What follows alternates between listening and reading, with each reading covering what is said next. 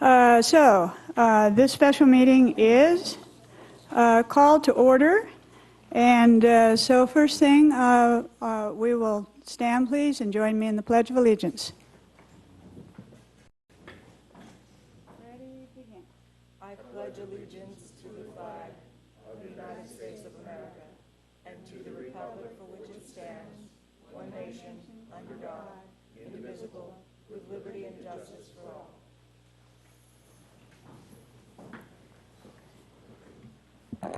Thank you. And we have a quorum. And General Manager Gruber, did you want to talk about our order on the agenda? Yes, ma'am. As you know, staff has been preparing for multiple board meetings. We have 3 this week alone, and no less than 8 between now and November 19th. And we planned on putting the public comment after the regular business, and as long as the public comment is part of the process before the board decides on the person they want for the next board member, I would think that would be okay. Basically, talking with district council just a minute ago. So we inadvertently putting so many agendas together. Let this one slip by, and I take responsibility for it. So whatever the board's pleasure is, but that's how we originally planned on having the agenda. Have the regular business meeting first would be the interview of candidates, and then before you appoint, you really need to, if that's the way you want to go, you really need to have public comment at that point in time. And it really is up to the presiding officer in the order in which you would like to do it. Well, thank you. That seems to be a more logical order. First, we will have our interviews, then we'll hear from public comment. We have 1 request so far, and then we'll go to board discussion and make a decision. We've got some happy people here at the table today. And so I would like to welcome you here, and this is what we're going to do. As we get started, we want to have, you know, a balanced, fair way for each of our candidates to introduce themselves, to respond. And so we are going to have you start. I'll just kind of talk about it first, and then if we need to do a little walkthrough on it, we certainly can. But you're each going to draw a number, and Monique, have we done that yet? Okay, well, let me explain it first then. We won't do it quite yet. Hold up, Vanna. Okay, what we will do is we want you to be comfortable. We want you to just relax, feel that you're here to give us your best thinking and your responses. There's no rush. But we want it to also be balanced and fair. So what we're going to start with, and the board is doing this in their own same order as you are too for the board, is we'll have you draw a number, and it's not for a prize though, but we'll have you draw a number, and the person with the lowest number is going to begin, and with the first question. And then we'll go from there to that person's, the next person then will be the person on their right or toward the windows until we've had all 5 candidates be able to answer the question. On the next question, we'll just say, for example, that we'll say that Penny was the first one. And so then Penny would have started, and then we would have Jeffrey answering, and then we would have you, sir, answering, and you, and around then back to this Jeff. On the second question, we would then start with the person who's now sitting to her right, so that we don't have some people who are never first, because that would be pretty random, or or always first, and that way then you each have your turn. So we're ready now, Monique, with the numbers.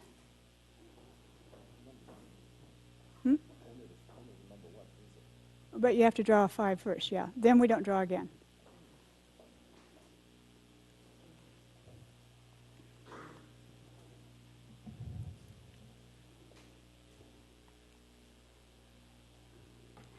And the lucky lowest number goes to, well, somebody has to have number 1. This would be the lowest number? Nobody has 1?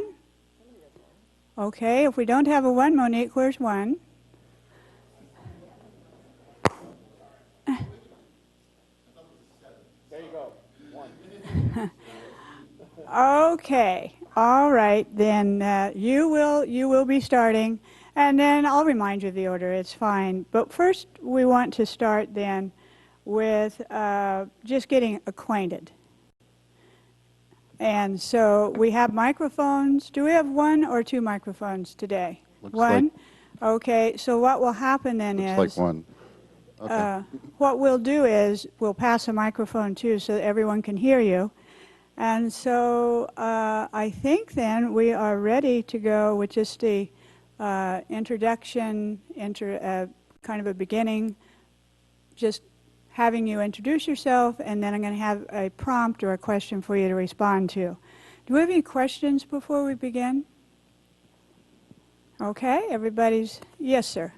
Introduction, can we read from prepared remarks here? It might take about 30, 40 seconds. Can we what? Read from prepared remarks. Oh, absolutely, positively. Yes, feel comfortable. We want you, the 5 of you, first of all, I have to before we start, tell you how much we appreciate your being here today, your willingness to want to serve the community in this way is a very admirable thing.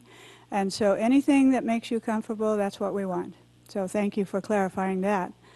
Okay.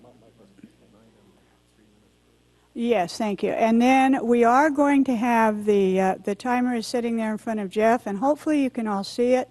It's not the timer, it's buttons. And we will ask for all responses to be given within 3 minutes. And then we have just a gentle little buzzer at the end that just about knocks you out of your seat when it buzzes, because actually it's just the way it came to us. But it's anyway, you'll hear the buzzer, you won't miss it. So each of your responses would be for 3 minutes. Okay? Any questions other questions before we begin? So at this point, we're just basically telling you a little bit about ourselves personally, who we are, and how we. Well, I'm gonna read the prompt to you. Got Yeah. It. All right, that's fine. Okay. I was All a little right. nervous going first. So let me read it to you. Thank you. Okay. Thank you, Jeff. Okay. So please tell us briefly about yourself and your background, and describe how you view the role of the CSD director. And we will start then with Jeff. Thank you. Just writing that down. Jeff Walters. Thank you. My name is, of course, Jeff Walters, and I've been very interested in the town itself. My family has actually been here since 1980, so we have quite a history in the town. I'm very interested in, of course, the survivability and the longevity of the town itself, considering its water woes, its condition, and I think just the magic of the fact that it is a rare community in and of itself. It has a rare and unique forest, one of only 5 left in the world, something which I'm really very concerned about, its longevity and its continuing on, considering our current climate woes, the drought, and its history of drought as well, but now being even complicated further by more drought as well. I am also kind of a technology buff, and I think there's a lot of ways we can address that situation as well, and I think there is technologies available that we could probably better implement, and that's partly the reason why I'm interested in seeking the board itself. As far as me personally, we only just moved up here, me and my wife, about 4 years ago, 4 or 5 years ago. We've since become very active in the Peter Plough Playhouse, which is also, I think, a historic part of the town, and I'd like to do more with that as well. And I'm very interested in the local history of the town itself. And just being a resident, I also live just above Nitwit Ridge, another part of the town which I consider interesting historically. And there's just a very innumerable amount of things in this community that I'd like to see saved and continued, and that's my reason for really seeking the board at this point. So I'm hoping that's helpful, and I'll defer my time to the next person. Okay, thank you very much. Next, then, we'll have Melvin Doran. Would you like me to read the prompt for you? You have your statement, though. I do. I'm going to read from a prepared statement. All right. Okay. My name is Melvin Doran. My wife, Patricia, and myself moved to Cambria full-time last year after I retired from public service. We purchased our house in 2010. I'm applying for the position because I'm concerned about Cambria as a citizen of the town that I live in. I view this position on the board of directors as a position of public trust. That means the highest integrity, honesty, transparency, and commitment to acting in the best interests of the entire community, not just special interests. The trust of the public in their government is essential to the proper functioning of effective government and democracy. Otherwise, we have tyranny and corruption. Last year, I retired from my career in public service after serving the United States and its citizens as a federal law enforcement officer for 4 separate agencies: United States National Park Service as a law enforcement ranger, the Food and Drug Administration as a consumer safety officer or investigator, the U.S. Department of Justice as an immigration officer, and the Department of Homeland Security as a Customs and Border Protection supervisory officer at San Francisco International Airport, where I served for the past 12 years. All of these positions were classified as positions of public trust, and I was sworn to uphold our Constitution and our national values as the foundation of my office. I've also lived and worked in over 20 different countries around the world, and I view the environment in Cambria as unique in the world. After many years of searching for a comparable residence, I chose to settle in Cambria, despite the fact that it is not the most affordable venue for a person on a fixed income. Because of its unique coastal weather, population density, and nature, I believe Cambria needs special status as a national treasure, if not maybe even a World Heritage Site. We are truly fortunate to be able to claim this special place on the Central California coast as our home, and we need to be good stewards of this community to preserve it for our posterity. Lastly, and most importantly, I am my own person. I'm beholden to no one. I make decisions that I consider fair and informed and competent. As a federal law enforcement officer, I put my life on the line every day to protect the environment, food supply, and national security of this country. I did it in a way that earned the trust of the people in their government, and I can function in no other way. Thank you. Thank you very much. And next, Greg Sanders. Yes, thank you, Madam President, members of the board. Before I begin, let me say that I believe we all owe a debt of gratitude to Merle Clift, who served the district well and made a lasting contribution to this community through his work as a board member, past president of the Lions Club, and other community service endeavors. And I think we all certainly wish Merle and his wife well as they begin the next chapter of their lives.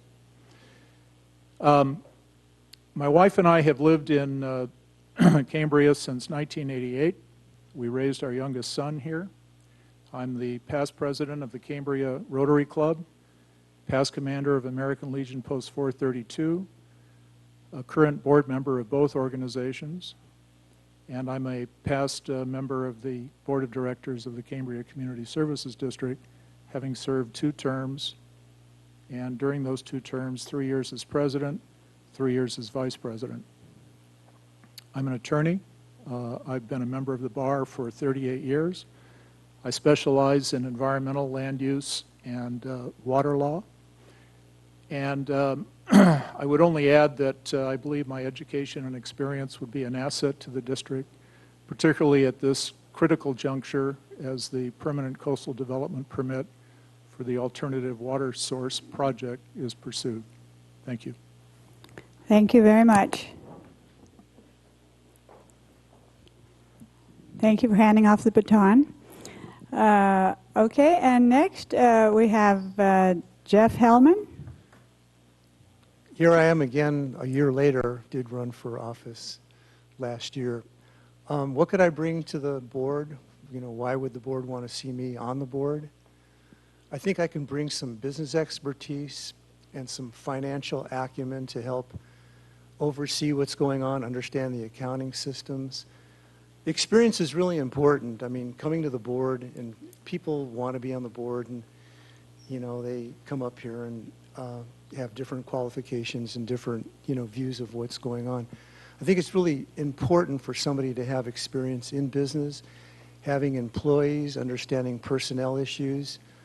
You know, I've followed the board for almost the whole 10 years I've lived here, been involved in various things within the community, and have, I think, a pretty good understanding of what's going on with the board. The nuts and bolts are really important. I think people on the board should have some mechanical acumen. They should have some idea of how projects are done and everything like that.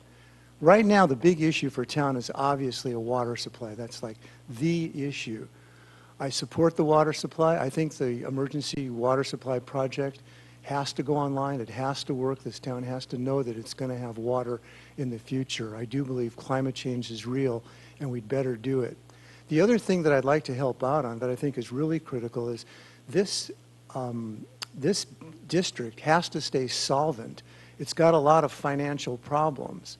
If this board goes insolvent, we're all cooked. We're all done.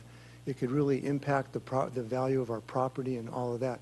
So the other thing, besides getting the plant up, running, and operating, would be to have financial solvency with somewhat of a cushion. This is critical. Putting the whole package together, understanding how projects are made, they're implemented, they're executed, understanding financial arrangements, understanding personnel issues, understanding how organizations work, organizational structure. I think you need somebody on board that has an MBA that understands these type of operations and can help keep it running smooth and keep it solvent. Thanks. Thank you. And Penny Russell. Yes, hello. Yes, my name's Penny Russell, and I first was acquainted with San Luis Obispo County when my father moved our family here sight unseen before my senior year in high school. And that was pretty much a traumatic event for me. And I graduated from Paso Robles High School at that point, having been raised in Eastern Washington. After that, I went on to earn a BS degree in mathematics from Portland State University and worked in a technical capacity with Boeing as the systems administrator and for the presidents and vice presidents in the administration for Boeing.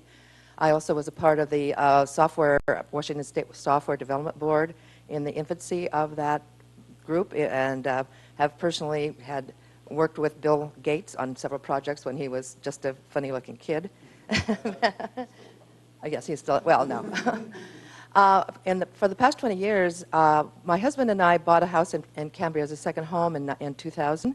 At the time, we lived in Boston, and we ran a company, which we still run, called H.C. Wainwright & Co. Economics, Inc., which has its origins back in 1860 in Boston. It's what we call an investment research boutique, and we provide research investments to large institutional investors in the United States, Canada, Europe, and Hong Kong. My husband right now is on a plane flying to Geneva to meet with some of our clients. So we kind of have a very broad view of the world from our little home in Cambria. We became full-time here about 4 years ago. And the reason I have put in my application for the board is I worked in Waldport, Oregon, where we still own a house, a very small community, very different from Cambria, very much more low income sort of place. And I worked on the planning commission there, and that was such a positive experience for me.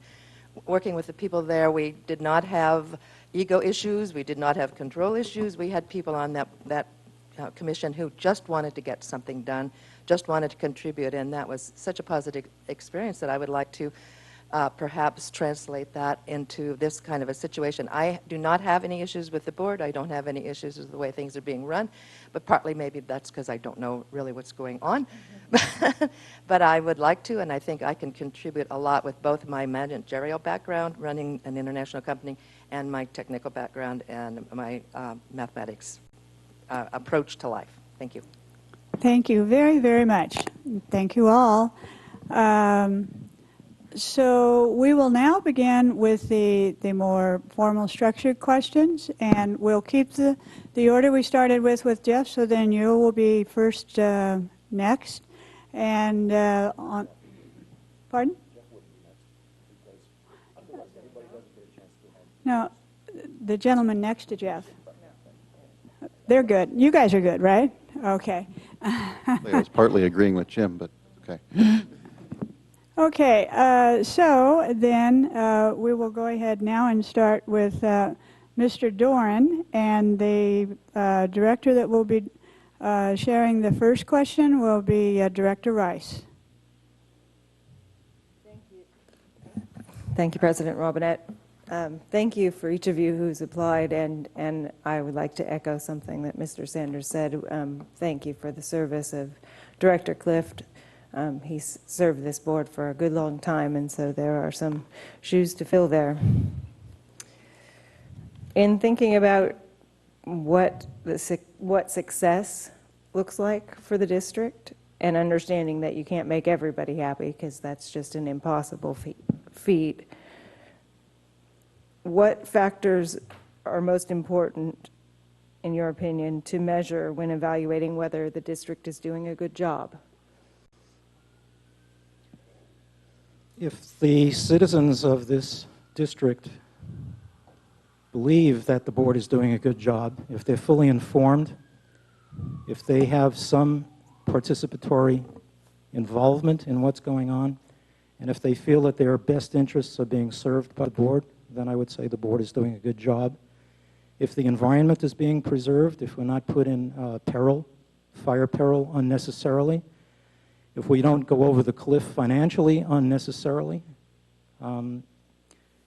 basically I would say that we're doing a good job. Okay. Mr. Sanders? Thank you. One of the pleasures of being a board member is having at least 50% of the community mad at you 50% of the time. I once had dinner with a gentleman who was on the very first CCSD board when it was created. And he said to me, he said, "Son, in Cambria it works like this. People line up on each side of Main Street. They all have rocks. Somebody will stand in the center of Main Street. They'll yell out an issue, and people on one side will throw rocks at the other side. And then another issue will be announced, and the people on the opposite side of the street who had been receiving the rocks will throw them back at the people on the other side. That is just the nature of the beast. And living in a small town that is in the midst of a very fragile ecosystem with a lot of infrastructure issues. So as a board member, you have to have your eyes wide open to that reality. I think the best measure of when the district is doing a good job is to assess whether or not the board has established coherent priorities, and then measuring whether or not the board is fulfilling whatever needs to be done in order to meet those priorities.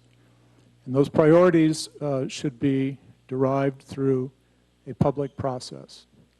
Hearings, meetings with citizens in their homes, talking to people on the street, all means of gathering as much information as possible about a particular issue, establishing the priorities, and then following through. Thank you.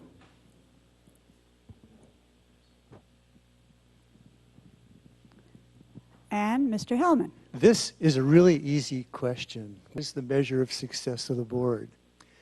The board's mandate, clearly stated on its website, is to deliver reliable, healthy water. And the measure of success in this board is going to be when we know that we always have a reliable water source, no matter what the weather conditions, and that it's coming in at a reasonable price. And then nobody's going to think about water. It's not going to be on their minds. Right now, everybody's thinking about water. Are we going to run out? Are we going to get deluged? Did we need the plant? We don't need the plant. What is going on? Success is when nobody in town thinks about this issue. We have water that we can rely on. It doesn't smell. It tastes good. You can water your plants without worrying about them dying.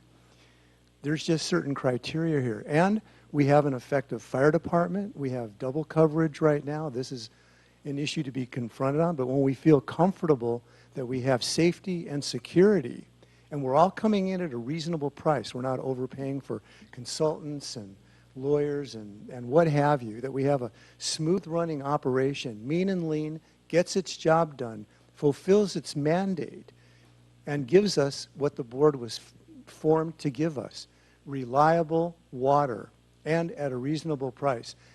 That, to me, would be the measure of success. Everything else is just supporting those goals. Thank you. And, excuse me, Ms. Russell? Well, I'd like to make some comments about water. I was recently twice now, I've been in Morro Bay, been to a restaurant and ordered water, and I could not drink it. We have good water here, and I'm very pleased with the quality of the water that we have here. Another comment, I know people here think the water is high. It is less than we pay on the Oregon coast for water. So I think that's a very fair comparison, given that they don't have any water issues up there. I pay less here than I would pay in Oregon.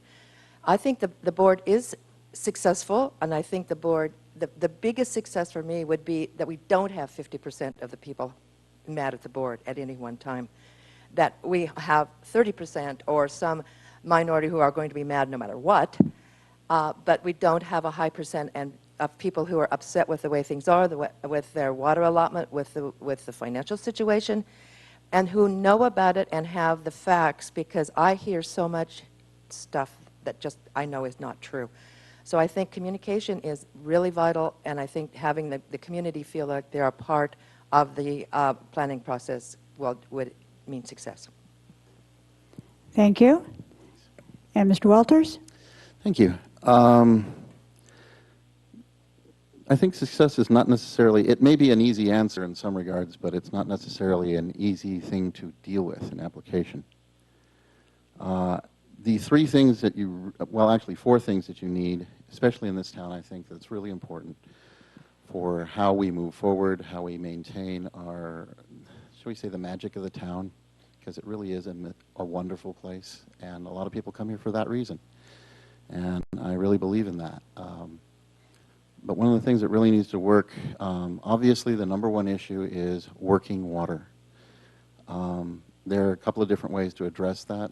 I'm sure we can get into that later, and you'll probably have a question about it.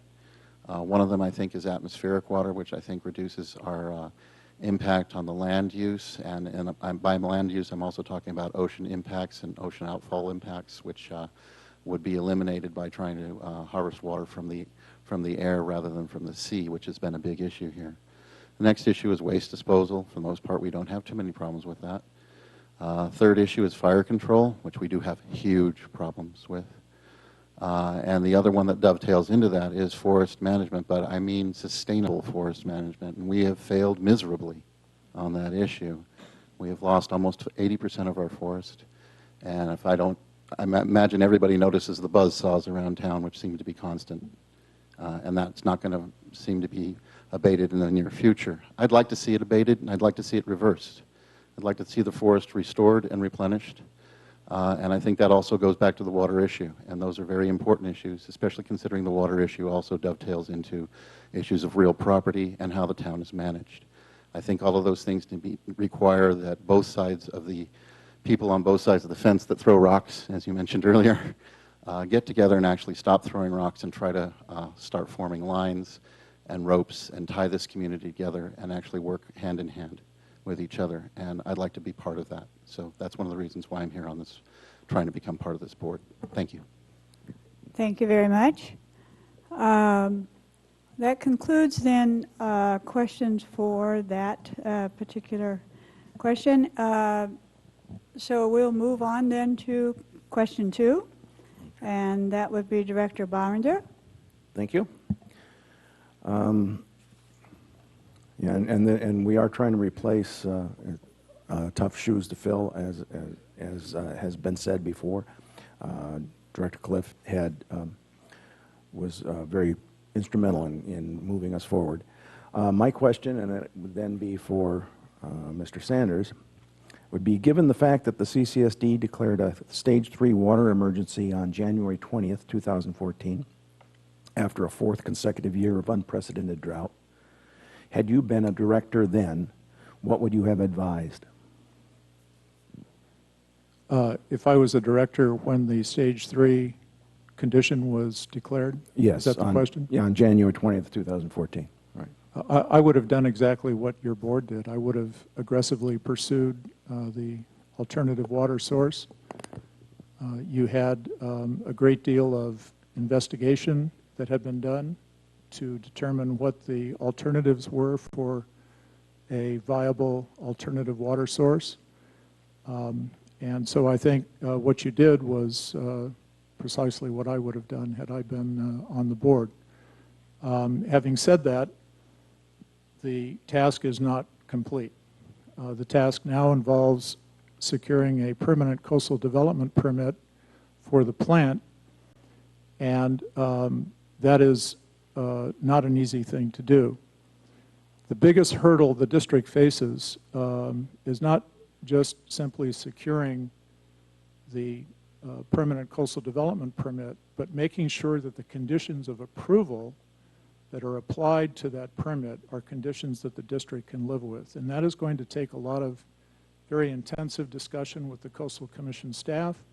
It's going to take discussion with individual coastal commissioners so that they understand what Cambria needs, what Cambria can live with, and hopefully that will result in a set of conditions that are something that the district can work with, can live with, and that can enable the district to serve its customers with the water that is necessary.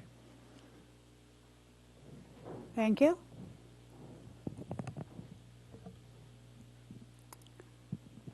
And Mr. Hellman? It's very obvious that there's a drought out there. I don't think anybody, Stage 3 was appropriate. It should be. I mean, you're running out of water.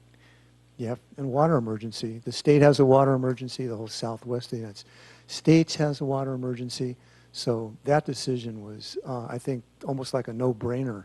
You're in those conditions. You call a spade a spade. Going forth, I agree with Mr. Sanders. We need to make sure that we secure the permits. We need to be able to use the plant as we see fit. And I think it's a good augmentation of, it'll prevent us from running out of water. Number one issue is not running out of water. Consequently, Stage 3 emergency, that's what it was, that's what it is. Board voted on it and went with it. So I'm perfectly fine with that. I think it was, again, the right thing to do. Thank you. And Ms. Russell? Yes, I had not been following what the board or anybody else was doing about the weather situation. Again, coming from Oregon, weather and water wasn't particularly on my mind. When it was put into place, we cut our usage, and as everyone knows, of course, Cambria became the poster child for cutting water usage within the state. And so I believe the entire community got behind it, and I do appreciate the notice that was given. I appreciate the explanations that were given. And I would only probably have done, perhaps urged a little more communication about the alternatives for beefing up the water supply, and perhaps even going forward having a little more discussion and a little more publicity and interaction with the community about what those alternatives are. Thank you. And Mr. Walters? Thank you. Basically, if I were the director, what would I have done? In a lot of respects, I was kind of here and obviously talking to you guys quite a bit about it during that time. I agreed with a lot of your approach. I agreed with the fact that you considered it an emergency and you took action about it. I was very, obviously, really supportive of all of you in that, and I really appreciated a lot of what your efforts were and and also appreciated the trials and tribulations you went through with the community in trying to implement them. That meant a lot to me, and I'm very happy you all very much considered, and I know you all very much deliberated amongst yourselves and with the community over the issue, and I got to watch all of that. My own personal thing is I would have continued, and certainly had I been on the board, I would have continued to agitate for what I was agitating for in the first place, which was basically a wider technological approach to the issue. I think there could be more solutions that would be available that haven't necessarily been aggressively gone after, and I would have been much more aggressive with that.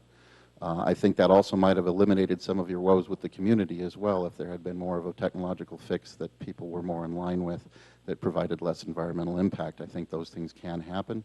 I think they can still happen, and that's another reason why I'm still here and still interested in becoming part of the board, and I'd like to really be interested in working with you more closely on that, and I think that would afford me that opportunity. I'm looking forward to that. I hope that happens.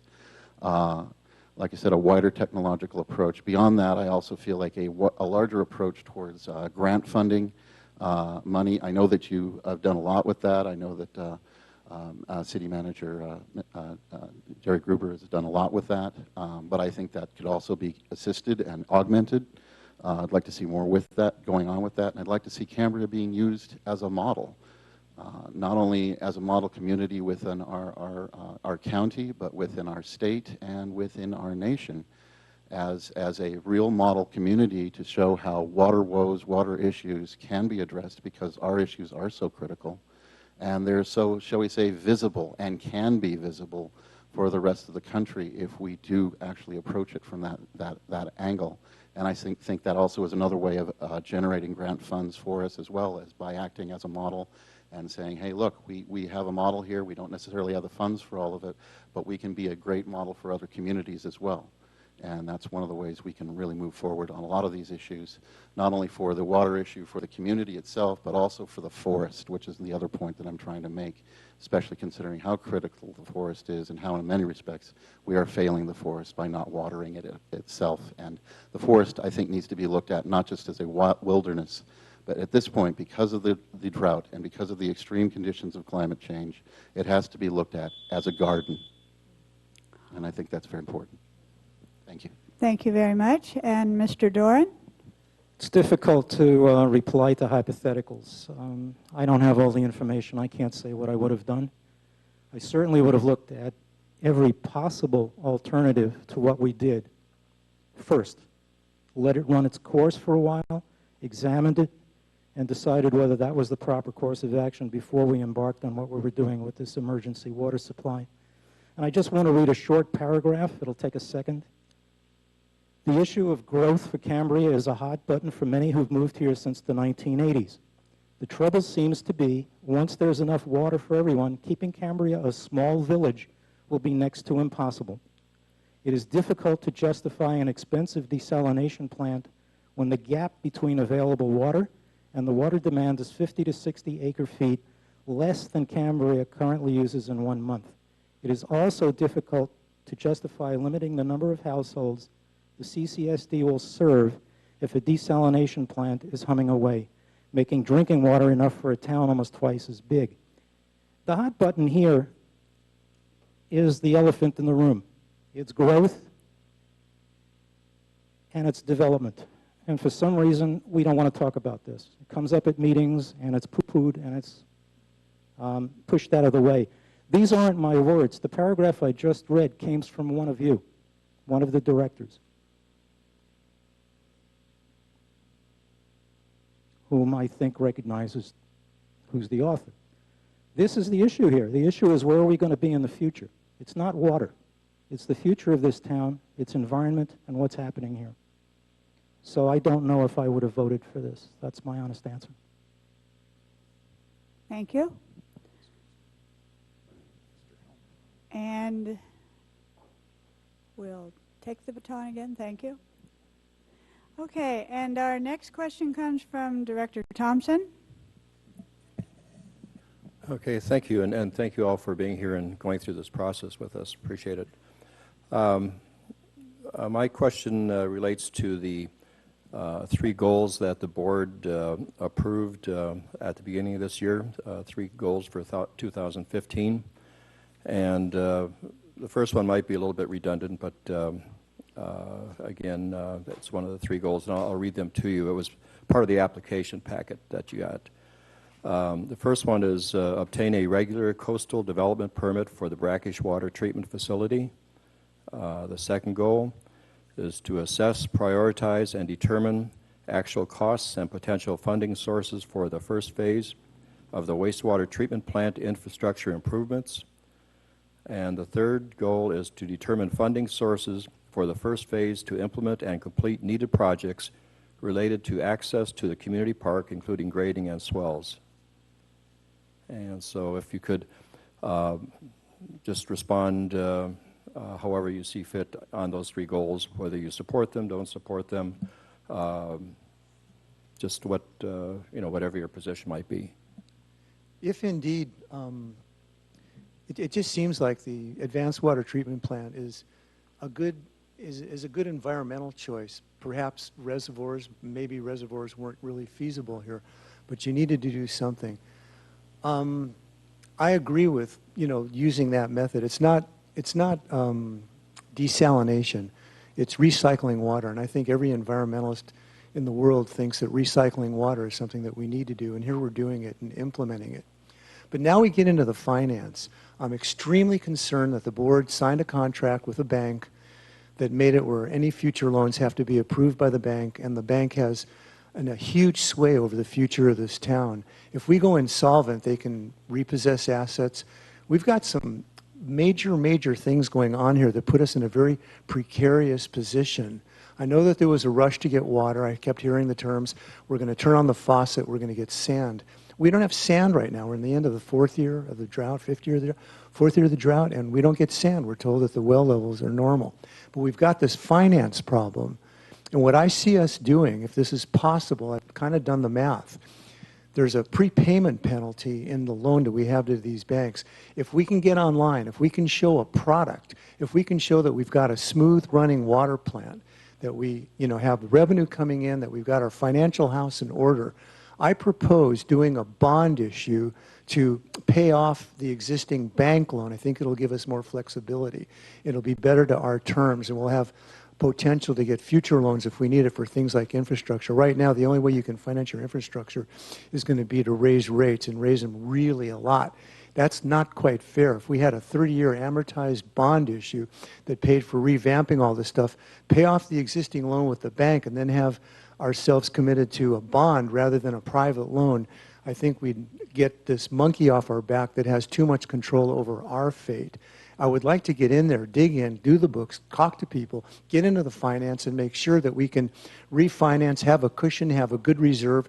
We need to have at least 6 months to a year worth of reserves in the general fund. We don't need to keep moving funds around because we're short. We don't have to be talking about cutting corners of 5,000 here and 10,000 here.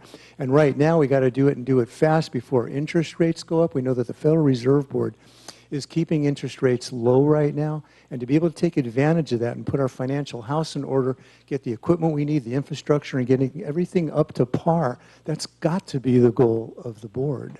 There's no alternative here. And Ms. Russell? Yes, I obviously am not as into the particulars of what's been going on here as some of my companions here at this table. I don't have any issues with any of those goals. As a matter of fact, they seem quite mundane to me. Just get the job done, get things done that need to be done. As far as financing goes, I would question some of the assumptions that were just made. I don't know how a bond issue is any better for the citizens than raising the rates a bit. And obviously, people who would be involved with the bond issue are people who don't even live here, who only own property here. Obviously, those are things that would have to be taken into account. I am not nearly as afraid of debt or bank loans as he seems to be. But I think my experience running our company and being in the financial markets has given me some insights into how things can be done without some of the bugaboos that perhaps we've outlived in a different age of financing and a different age of technological advances, and I think some of those probably need to be discussed. Thank you. And Mr. Walters?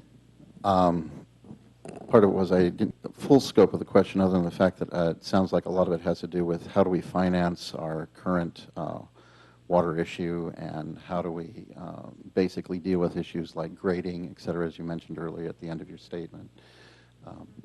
You want to go Could ahead you fill and me in on yes, that a little? yeah, why don't Actually, you the question had to do respond?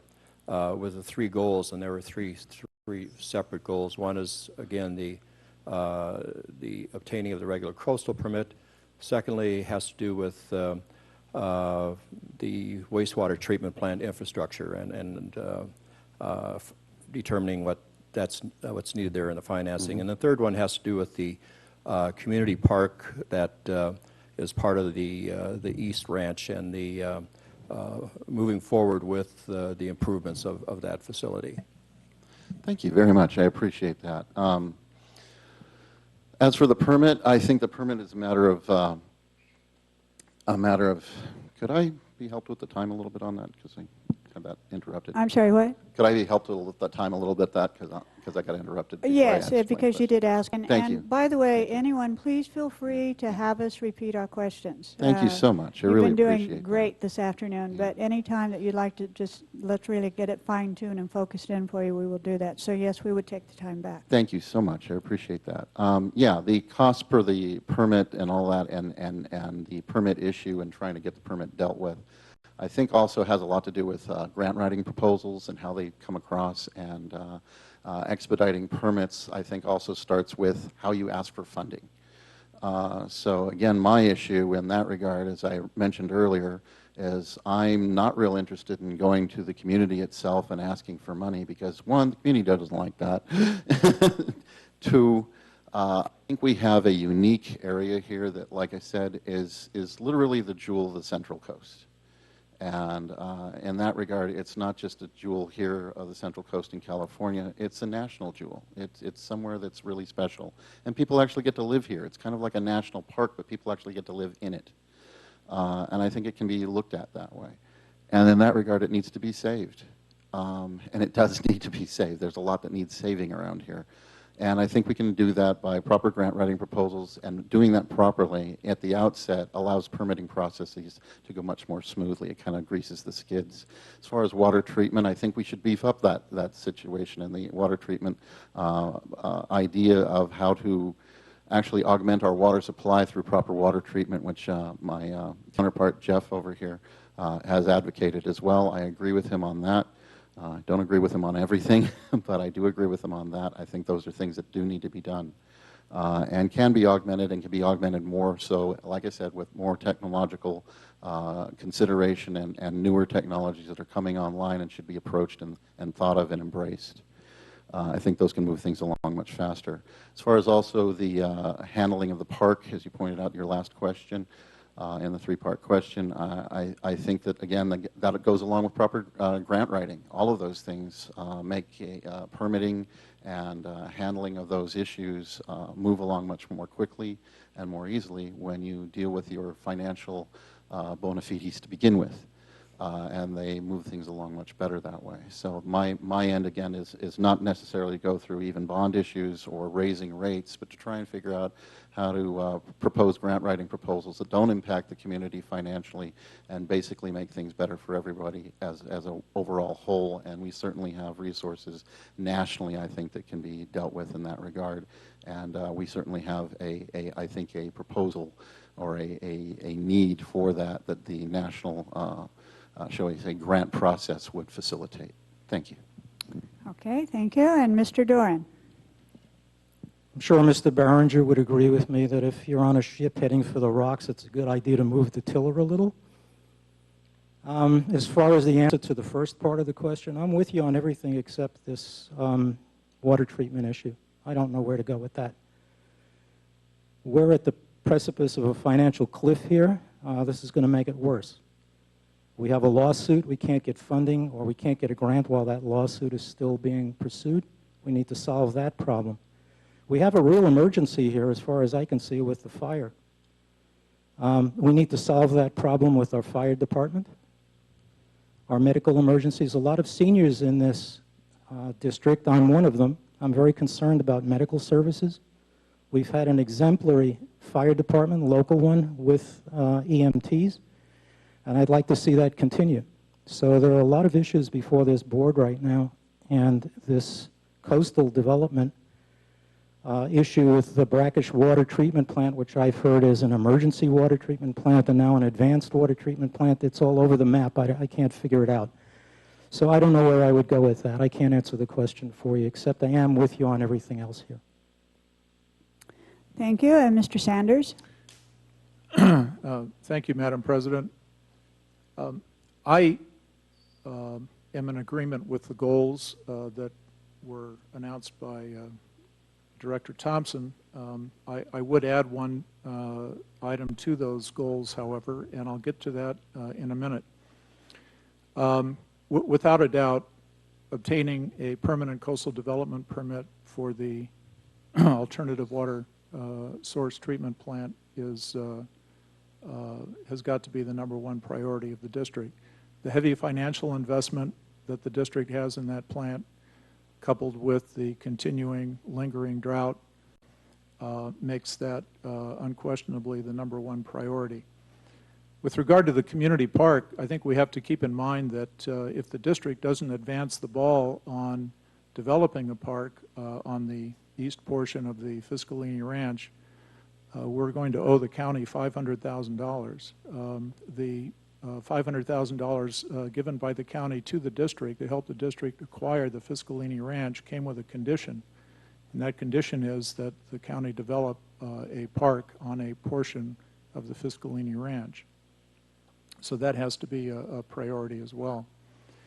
Let me say that I think the issue of the district's finances has been way overblown. The district has a cash flow problem. I don't think we're on the precipice of a huge financial crisis here. And as soon as the conditions to the grant for the alternative water source project are cleared, then I think the district will be back with an adequate amount of reserves and able to go ahead with business as usual. The one item that I would add to the goals for 2015 would revolve around the issue of fire in this town.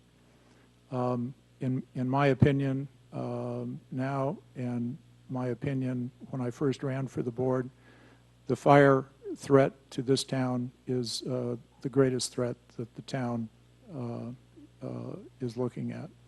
We have to have a stable fire department. We have to have an adequate amount of water storage on hand so that our firefighters have the tools necessary to fight fires. We also need, to the maximum degree possible, a very viable plan for evacuating people from areas like Lodge Hill, where there's a potential for a disaster similar to the one that occurred in the Oakland Hills back in the 1990s. So other than adding the fire threat to the goals and doing something about the fire threat, I concur with the goals that Director Thompson announced. Thank you. And back around to Ms. Russell. Okay, and this is my question. It's very much following and looking at the priorities that we did list, our current 2015 goals and priorities. And this time I would like to have you reflect a bit on beyond those, or could include those. It's really what you think. But I would like for you to share with us or list for us your highest priorities at this time for the district. I would like for you to give a brief description of the steps that would need to be taken to actually make it real. I would like for you to maybe consider where would we come up with the funding, and then what would be a reasonable expectation timeline-wise to complete your priorities. So it's really you can list one or two goals in addition to what we talked about, or go back on one of those. But then my interest is in really talking about more concretely a little bit, just an overview. What would that entail? What are the steps we'd have to take? Where would we get the money then to do it in the first place? And how long would we think we'd be looking at to accomplish it? Have fun. Thanks. Well, my number one priority in this town, and I'm going to agree with some of the other people here, is fire. I think that to me is the most troublesome issue thinking about it. I do live on Lodge Hill. I do live in the forest.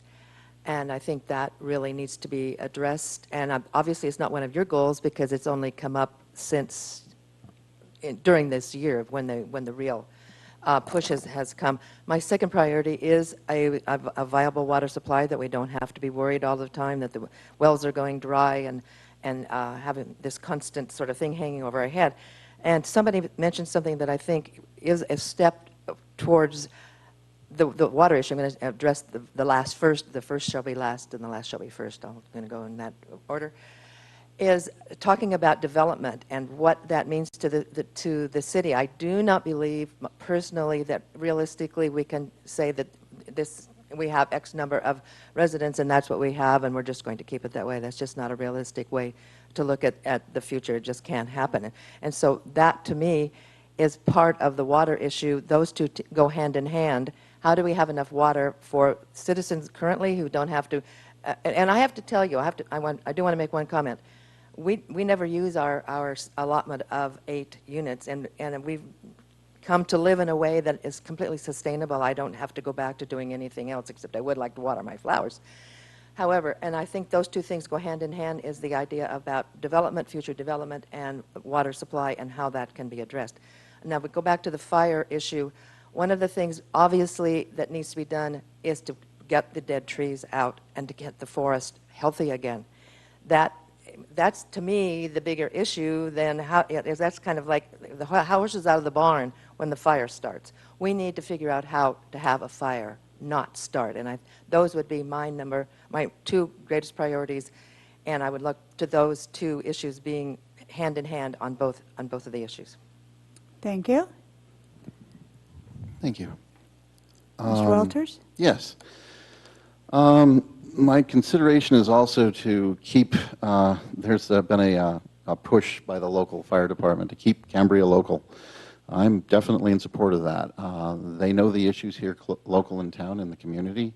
I don't think that outsourcing it to CAL FIRE would necessarily give us any further resources or augment our resources necessarily, and certainly not parsing out the management or outsourcing the management of our local fire considerations is a good idea to take outside the community as far as its management considerations. I think the local fire department has been very facile, apt, and able to handle the issues that we have here. And certainly they are already connected with CAL FIRE, and I remember that they did a huge number of efforts at cross-agency work over the last summer. And I very much applaud them for doing all of those efforts, and they were of great importance, and they definitely informed the community, and anybody who didn't get informed, the community was probably had their head in the sand. They were very active, and I want to support them in all of that. As far as water funding, I addressed some of those issues earlier. I think grant funding is really the way to go with a lot of things. It doesn't mean that I dismiss the idea of water rate increases, because sometimes they're absolutely necessary. I understand that. And certainly, as you had mentioned earlier, that local rates in other areas are much higher than here. I think we've done a good job of generally keeping rates down. I'd like to continue to do that, and grant funding is another way of doing that, but rates may need to rise a little bit, and they can still be done so and still be comparable with national averages, I think, and done so well. As far as development is concerned, I agree, development does need to actually happen in this town. But I think it can happen within our footprint, and I think it can happen within and can be controlled by current laws that we have and through proper enforcement. I think the real point is that what happens is a lot of the times developers come in and they ignore the laws, or they get paid off for something or whatever, and they simply ignore things that are in place that would otherwise keep our community growing small, growing appropriately and growing with a sense of economic feasibility, which I think we do need. This town has had a lot of economic damage, certainly from the downturn in the economy, but also from the fact that we over-regulate our community, I think, in some regards through the water issue, unfortunately, as a wedge issue, which I think is inappropriate for both our community and the forest itself. I think it actually damages the forest by trying to keep a water issue as a wedge issue, and we don't get water to the forest as well. So our economy is tied into water issues with the forest. I think we need to work with local real estate and develop a local forest plan that includes real estate and how they can augment ways of improving the economy in the town and the forest we live in. Thank you. Thank you. And Mr. Doran. My major concern is the preservation of the quality of life here in Cambria, because it is an exceptionally special place. You can't find it in most of the places in the entire world, let alone in the United States. My own economic health is important. I'm on a fixed income. I don't get much money from the government in the way of a pension. So I don't want any surprises. I don't want any big jumps in any of my rates, my taxes. I'm concerned about living in Lodge Hill, not having an evacuation route. I realize the fire danger right now is extremely high, if not critically high. We have a lot of issues. I'm going to take Director Rice at her word by quoting her again. It's impossible to contain development once you have enough water here, so be very careful about saying things like that. It's an issue that plagues most of this country and most of the world. Development is very difficult to contain. So you have to know what you're doing before you open up the gate. Those are my issues. I think they concern most of the residents of this community, and I think we're in accord with that. Thank you. And Mr. Sanders. Thank you, Madam President. Again, at the risk of sounding like I'm beating this horse to death, securing the coastal development permit would be my #1 priority. And what I think we need to understand is that the growth issue is going to be inextricably intertwined with obtaining the permanent coastal development permit for the water plant.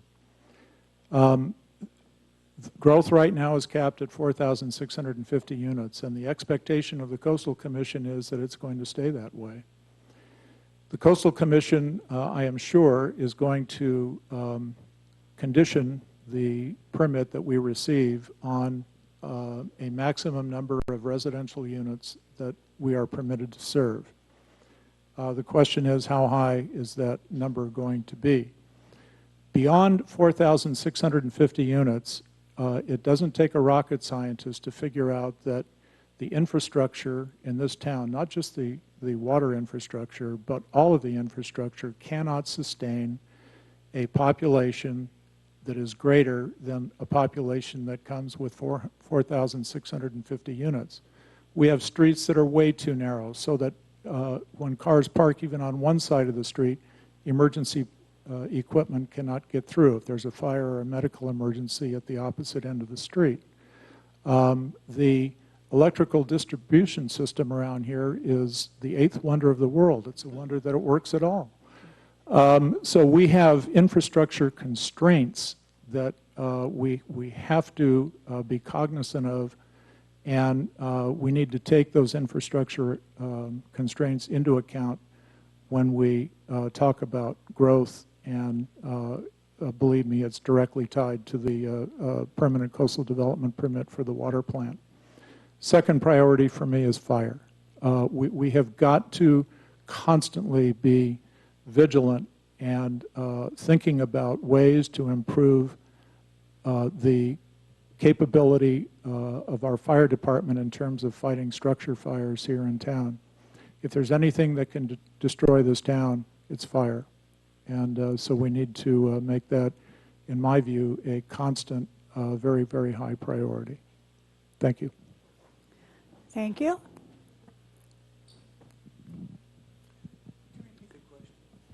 Okay, yes, I'll be happy to repeat it, Mr. Hellman. The question is, as a follow-up actually from talking about the current board's goals for 2015, my question is your own personal priorities. If you were working right now, what priorities would you like to see? It could be a repeat of some of the goals the board does have right now already. It's not to be different if you don't want to. But what would your highest priority goals be that need to be accomplished for Cambria at this time? And then I'm interested in how we're going to get there, because that's the challenge, of course. Once we have goals, that's the easy part. How we get there is the hard part. So I was asking you to talk, number one, about the steps, just a brief. What steps will we have to take to actually support that goal? The second thing would be where might we find the money? What would be maybe some funding possibilities? And third would be, so just a projection, how long are we looking at before we could actually have that goal actually completed? It seems to me the goals have been well defined. Everybody's pretty much in accordance here. We've mentioned the issues. It's just, this is more like a recap right now. The mandate of the board is to deliver, reliable, healthy water, hopefully at a reasonable price. It's to carry away the sewage, and it's to deal with fire in parks. That hasn't changed. My own personal goals are not my personal goals. It's actually the goals of the board itself and its original mandate. So I support those and I'm behind it. I definitely support the idea that we have to have an emergency water supply. We've made issue of fire, and I got to admit, a company I had in Los Angeles, it installed a lot of fire alarm systems, worked with a lot of fire chiefs. I think we have to be extremely cognizant of the fire danger. But the fire danger is still part of the issue about having water. You can't fight fire without water. Mr. Sanders mentioned we need storage. Yes, we do need storage. The best way to fight a fire would be to have some kind of a little reservoir or towers or whatever. But we need enough water that we can fight fires. Desalination or advanced water treatment doesn't give you a stream of water adequate for fighting a fire. It gives you a stream of water to service the houses and maybe fill up some reservoirs. So if we do have a fire, we can get in there and do it. This goal doesn't change. You need financing. Okay, financing is going to have to be a combination of, maybe, hopefully, in the long run, when we get a plant going and we have something that we can, have tangible, we can get a bond issue that could, help pay off. It's like consolidating your debts like homeowners do, okay? They get like a private equity loan to pay off all their credit cards and blah, blah, blah, blah, blah. We should do that with a bond issue to get us, in the flow here. But it's the same issue. Yeah, I want water. Do I want development? I'd like to see it contained so that we remain the quaintness of this town. We don't want to set ourselves up and we lose a certain quaintness. We don't want to end up here looking like Laguna Beach. Conversely, it's kind of unrealistic to say there should be no growth at all. This county has a 1% growth rate, and according to some of the sources, once the lot owners on the wait list get built out, then there's not going to be future growth.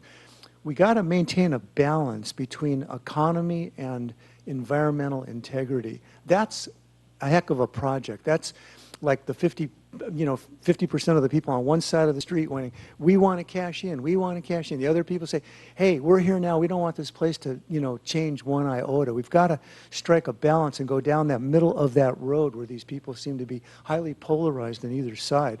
I'd like to see that doused. So again, I'm just going to go along with the goals of the mandate of the board itself. Provide reliable, healthy water, try to keep the prices reasonable, protect against fire, have a reservoir or some kind of storage that can mitigate the fire hazards here. That's it, folks. Perfect timing. Well, first of all, let me say on behalf of the board, we thank you for your very thoughtful responses, for your insights. I think this is, for us, always an opportunity, too, to hear your thinking, and we have certainly many, many things in common. This whole room does. That concludes our formal part of our interview with questions If we have any board members that wanted a clarification on a particular question that's already been asked, then certainly we could do that. Director Thompson? Right. Okay, okay, fine. Okay, well, that's the first part of what we're doing. Now we're going to move to public comment, and we do have a request for public comment, and it'll be, let's see, I guess we'll go over here. I still want to call him Vice President Clift, and he has requested public comment. And of course you can have public comment, so we're happy to see you. Are you kind of glad you're sitting over there? No, it was just, it seems strange not to have you right here. Merle Cliff, private resident. Wow, never. Of Cambria. I wanted to appear today because I wanted to make a couple of statements. One is that what you're doing today is simply to fill a position for a period of 1 year.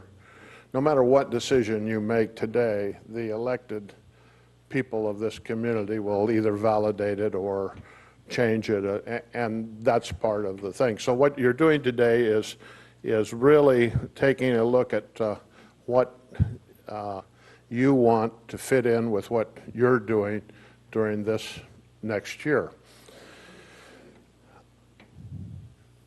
You have a good group of people, but I would be remiss if I didn't call attention to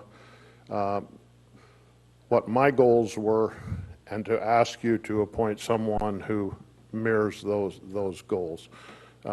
It was my intention over the next year to work very strongly on getting the permanent permit and to solving fire-related issues. I've had the pleasure in the past of working with Mr. Sanders, and quite honestly, what he did in the earlier years on the desalination projects was the groundwork for what we were able to do on the emergency water treatment plant. Without that prior work and without that effort with the Army Corps of Engineers, that would not have been possible for us to move forward as fast as we did on the emergency water treatment plant. He's very familiar with that. He's familiar with government operations and the need to make contacts to go forward with that, and I think he's uniquely qualified in that area.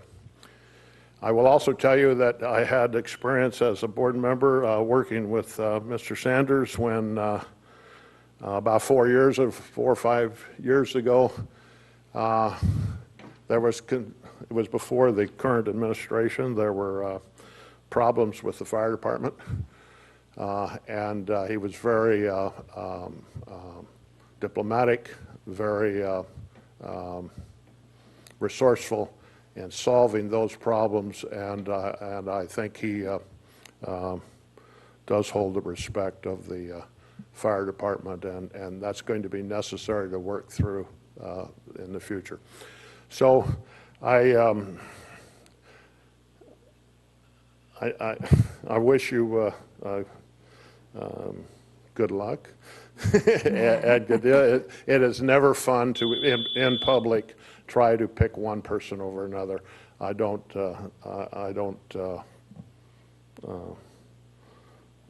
feel that that's a big deal, a big problem.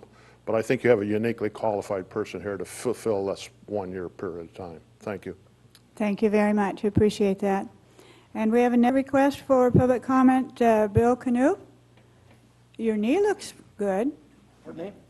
Well, I'm not noticing your legs just because of the shorts, but It's better. Thank you very much. I appreciate that. Thank you for remembering. I've been doing my physical therapy, and it's getting better.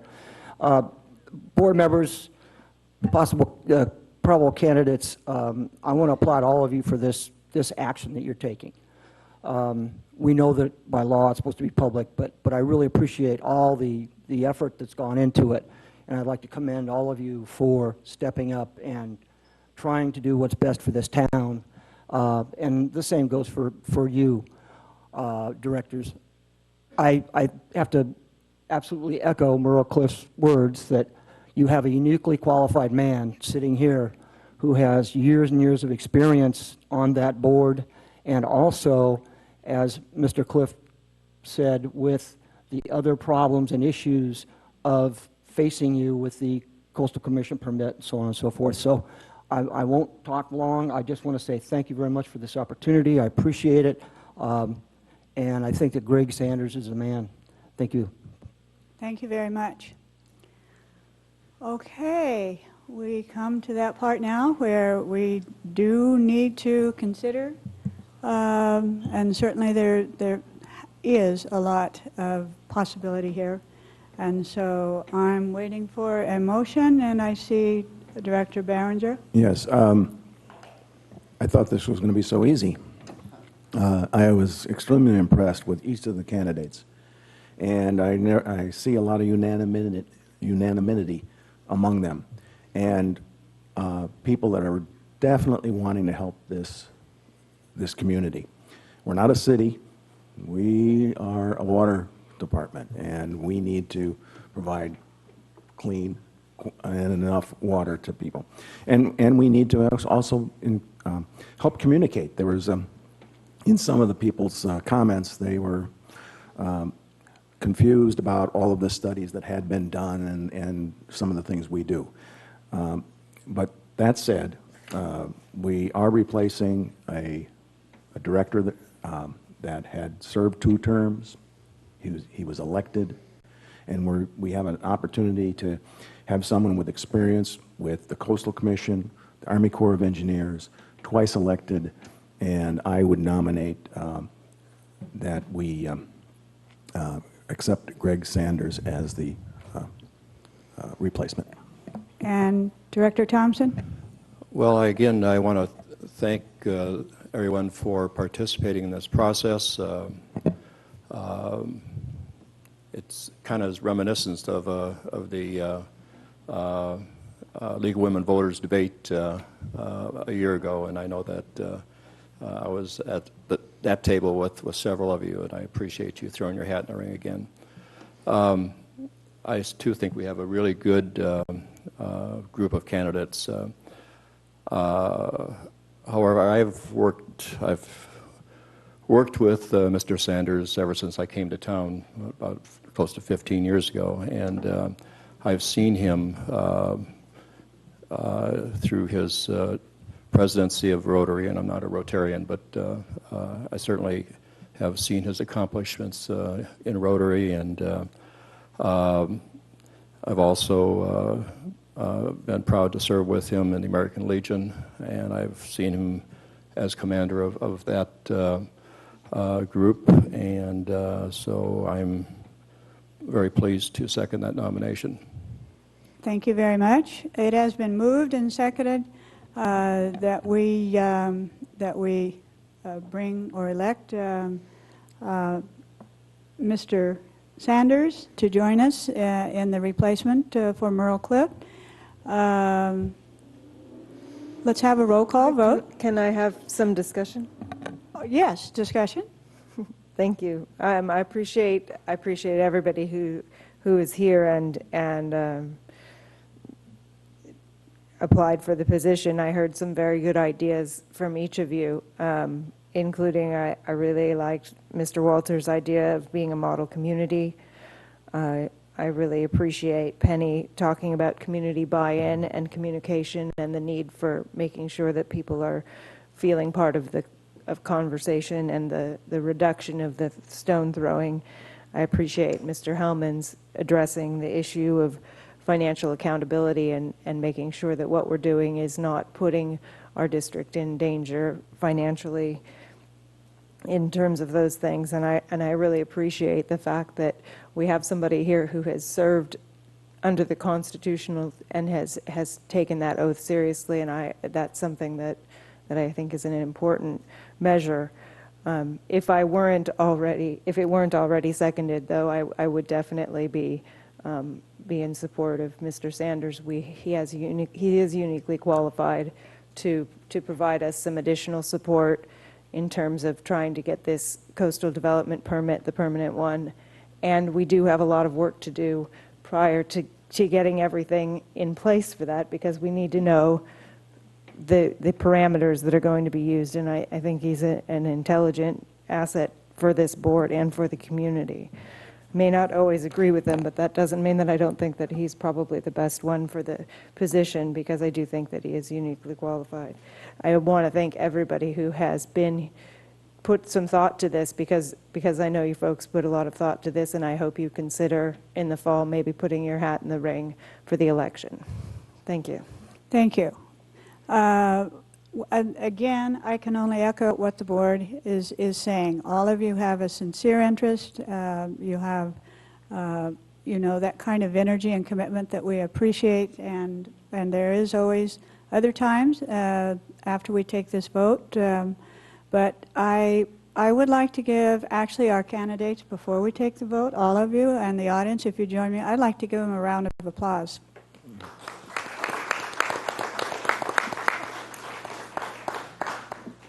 Okay, so ready for the roll call? Director Berenger? Aye. Director Thompson? Aye. Director Rice? Aye. President Robinette? Aye. And we are going to actually welcome Mr. Sanders here today, and he will be sworn in. So he is going to be ready to go to work. And so Monique, are you going to conduct that part?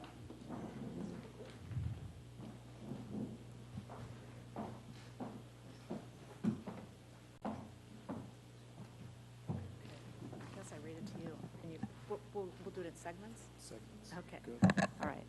I, Gregory Sanders, I, Gregory Sanders, do solemnly swear do solemnly swear that I will support and defend the Constitution of the United States that I will support and defend the Constitution of the United States and the Constitution of the State of California against all enemies, and the Constitution of the State of California against all enemies, foreign and domestic, foreign and domestic, that I will bear true faith and allegiance to the Constitution of the United States that I will bear true faith and allegiance to the Constitution of the United States and the Constitution of the State of California, and the Constitution of the State of California, that I take this obligation freely that I take this obligation freely without any mental reservation or purpose of evasion, without any mental reservation or purpose of evasion, and that I will and faithfully discharge the duties upon which I am about to enter. and that I will and faithfully discharge the duties upon which I'm about to enter. Thank you. Congratulations. Thank you. Welcome, welcome, Director Sanders.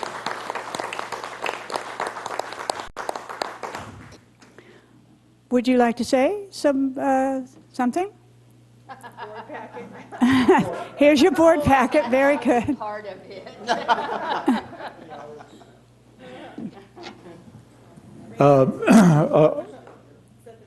I shall. Yes, why don't you come up and join us and address everyone?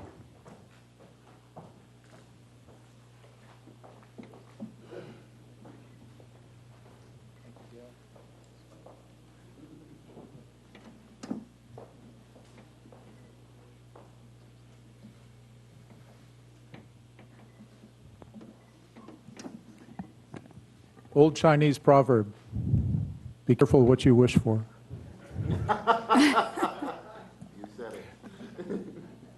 Thank you, board members, for your confidence in me. I'm very excited to join you, and let's get to work. Well, I was just going to have a little sip of my chai.